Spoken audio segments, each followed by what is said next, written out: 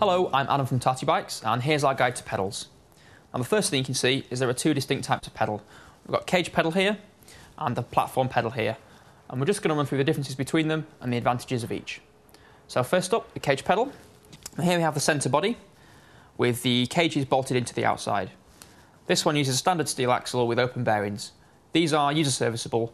If you add in wet and muddy conditions, they can get a bit gritty over time. So if you can afford to upgrade to the steel bearings, it's well worth doing so. The cages here have nice deep teeth, which is great for biting into obstacles, and also the gap between the two cages allows mud to fall through, which is great if you're riding in muddy conditions. Next up, the platform pedal. These ones have sealed cartridge bearings to keep them running nice and smooth for long periods of time, and the platform is also nice and large, so it's great for guys with big feet or if you want plenty of grip. Also, if you look side on at the pedals, they have a parallelogram shape, which means that if you do come off the pedal and stand back down it again, it's always going to flip back to square, so that's really useful. Another nifty feature of platform pedals is that the pins can be replaced. These ones have grub screws at the back and plain bolts at the front, so if you do knock them out or they become a bit blunt at some point, put fresh ones in there and they'll feel like new again.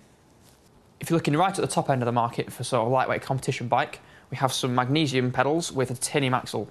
These are quite expensive, but they do save a lot of weight. Just by changing the axle from steel to titanium, you'll save 20% of the overall weight of the pedal, which is pretty astounding. So just a few finer points to finish on. The first thing is that all the pedals and cranks we sell use a standard 9/16 of an inch thread. This means that they can all be fitted together successfully. The second thing is that all pedals have different threads. The right hand pedal uses a right hand thread and that's screwed into the crank in a clockwise motion. The left hand pedal uses a left hand thread and needs to go in anti-clockwise. The third thing is that if you ever change either your cranks or your pedals, it's well worth making sure they're kept tight for the first few rides.